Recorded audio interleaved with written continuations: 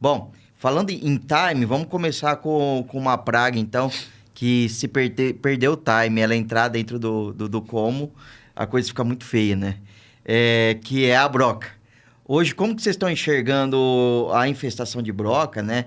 Eu acho que em dano setorial, ela ainda é a principal do país, né? Porque ela leva um prejuízo também muito grande para a área industrial, né?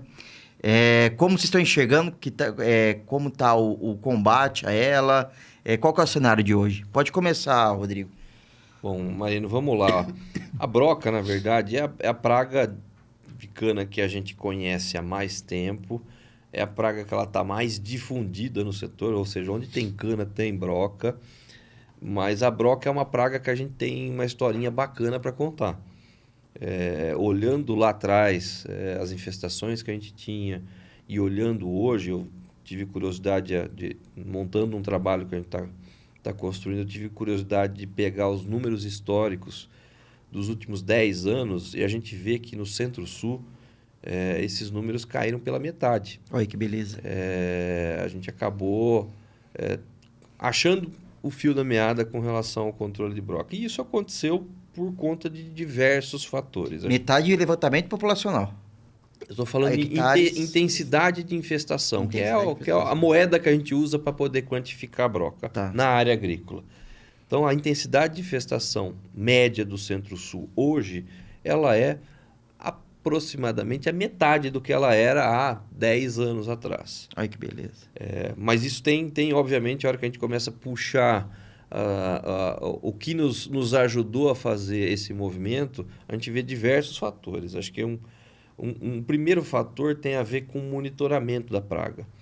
No passado, eu estou falando há mais de 10 anos atrás, o monitoramento predominantemente era feito por pessoas. A gente colocava pessoas cruzando os nossos canaviais, tentando quantificar quantas formas biológicas da praga existiam nesses canaviais.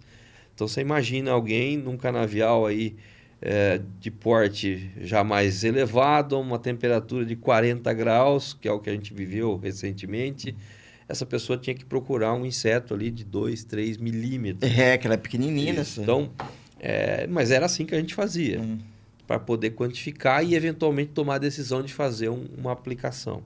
Então, essa foi uma grande melhoria. A gente saiu desse mundo do monitoramento feito por pessoas e passou a usar as tais armadilhas. Essas armadilhas surgiram aí há 6, 7 anos atrás, não muito mais do que isso. Isso ajudou a gente, do ponto de vista qualitativo, melhorar a qualidade da informação, mas principalmente ganhar agilidade na tomada de decisão, né? Na medida que a gente consegue capturar insetos adultos ali, mariposas, a gente consegue tomar a decisão de entrar com uma aplicação imediatamente. Então, esse é um primeiro ponto. Acho que tem um segundo ponto que foi a melhoria na qualidade ou na tecnologia de aplicação de agentes biológicos. Broca sempre foi uma praga muito manejada em cima de controle biológico, a cotésia. A cotésia sempre foi o nosso grande aliado no manejo da broca. Então, a cotésia também, no passado não tão distante, ela era majoritariamente liberada por mão de obra. Gente distribuindo os copinhos no interior dos talhões de cana. E as dificuldades são as mesmas que eu mencionei com relação ao monitoramento. Você vai colocar um cara lá, temperatura de 40 graus, com um saco nas costas, cheio de copinhos, para que ele distribua isso de uma forma pré-definida. A gente tem uma distribuição que tem que ser respeitada. A gente começou também 5, 6 anos atrás ver essa mudança, essa virada de chave na distribuição da cotésia. Isso sendo feito por drones, onde você consegue uma precisão bastante grande com relação à distribuição e, obviamente, melhoria de qualidade. Além disso, tricograma Galloy acabou entrando dentro do contexto do manejo biológico, também usando essa parte de drones. A gente conseguiu melhorar o manejo biológico da praga. E, somado a esses dois fatores, a armadilha, a melhorias no controle biológico, a gente vê o controle químico. O controle químico também teve uma evolução grande. O controle químico de broca, ele surgiu ali por volta de 2005, 2006, até então era tudo biológico.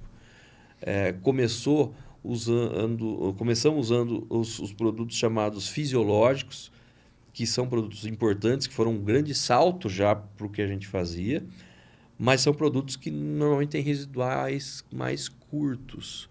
A gente tinha que reentrar naquelas áreas com uma frequência muito alta, tanto para monitorar quanto para eventualmente controlar. Teve uma mudança muito importante acontecendo no contexto de controle químico. A gente viu uma evolução desses produtos fisiológicos para as tais diamidas. São produtos que entraram no mercado, e acho que um produto da FMC que entrou no mercado e mudou o jogo sensivelmente, que é o clorantraneiliprole, que é o Altacor. Ele tem um residual muito mais longo.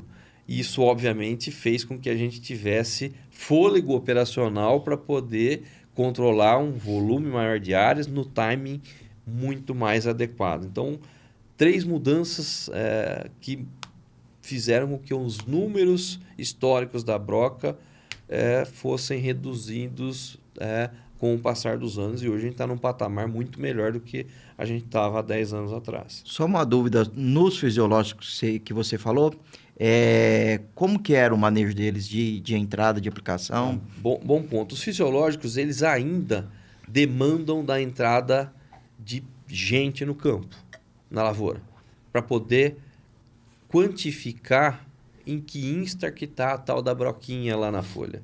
Então, o fisiológico, vamos falar, o gatilho para que você use um produto fisiológico é que você avalie lá dentro do canavial em que instar que está a lagarta na folha.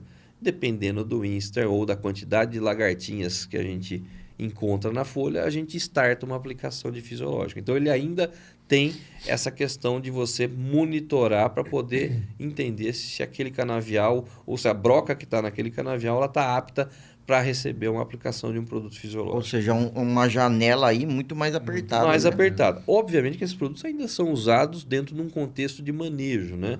Você ainda pode e deve estar trabalhando com eles dentro de um contexto de manejo. Mas quando você tem uma solução como as diamidas trazem, de controles por períodos mais longos, você consegue encaixar melhor os fisiológicos. A gente tenta consorciar os 2 tipos de produtos, obviamente para evitar questões de resistência, e obviamente essa consorciação tem trazido os resultados que a gente tem visto hoje. Só um adendo nessa questão dos fisiológicos, né? A partir do momento que ele acha a broquinha, ele tem que aplicar o quanto antes. Sim. Tem que aplicar, o avião tem que estar disponível para ele, o trator, se for uma aplicação barra total do inseticida fisiológico, tem que estar disponível, porque se ele perder esse timing, que geralmente é 1, 2 dias, é muito rápido, a broquinha entra no como. Normalmente a gente trabalha até hoje numa janela. A partir do momento que você identificou a broquinha no instar correto, você tem de 3 a 5 dias no máximo para você fazer uma aplicação. E aí que mora o perigo, né? Você ter estrutura e ter um arranjo logístico dentro do seu sistema produtivo para fazer acontecer dentro de 3 a 5 dias. Até para um pequeno canavieiro é complicado. É difícil. Complicado. E aonde se encaixa ainda hoje o fisiológico, na tua visão, Rodrigo? Normalmente o que a gente tem feito, e acho que é uma prática bastante comum no setor hoje, as primeiras aplicações, a partir da entrada do período de águas, que é quando começam a crescer as populações de broca, as primeiras entradas normalmente são com esses produtos premium, como a gente costuma falar, as diamidas.